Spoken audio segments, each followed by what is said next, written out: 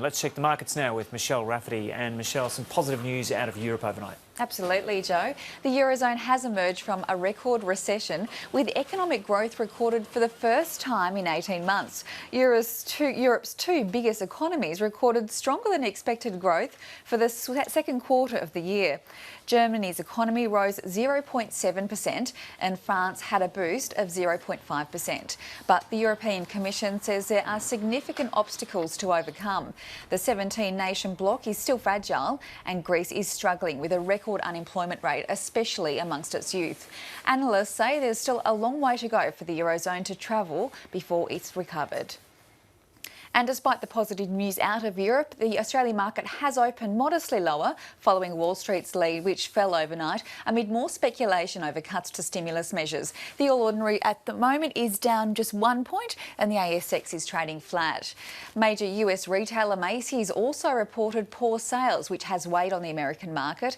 Investors are trading cautiously ahead of the release of inflation figures on Thursday. The Dow Jones Industrial Average gave up 0.73%. And not surprisingly, European markets rose overnight after those official growth figures. London's FTSE 100 lost 0.37%, dragged down by some companies that were trading ex-dividend.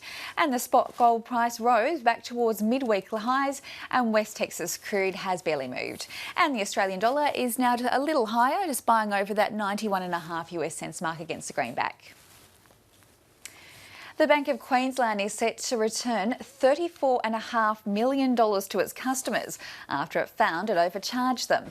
The bank's issued a statement saying it's completed a review of operations and found there was an incorrect application of interest rates and fees. It says the total cost of fixing the error is $46 million, which shouldn't affect its profits. The Australian Securities and Investments Commission has been notified, and the bank says it will reimburse affected customers as soon as possible. Wealth management company AMP has reported a net profit of $393 million for the 6 months to June this year. That's up 5.4% on the same time last year. Its wealth protection division was the only part of the business that didn't turn a profit due to a challenging insurance market and lower underlying investment income. An interim dividend of 11.5 cents a share will be paid, partly franked.